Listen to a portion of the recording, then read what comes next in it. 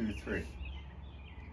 Hi, Tim from Hang This Up. Wanted to quick show you the install of garden tools in the Universal Garden Tool Organizer. Want to show you how easy this is to operate and how quickly you can turn your messy spaces into places you can be proud of.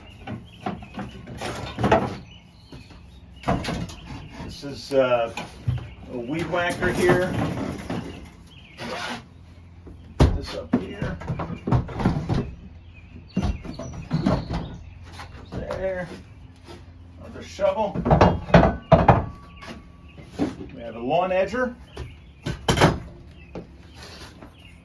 A lawn rake. Just kind of rotate them back and forth if you're not sure exactly how to get them in place. You can even get a regular leaf rake into this holder. Works out pretty well. Any long poles like this that are used for painting and such things.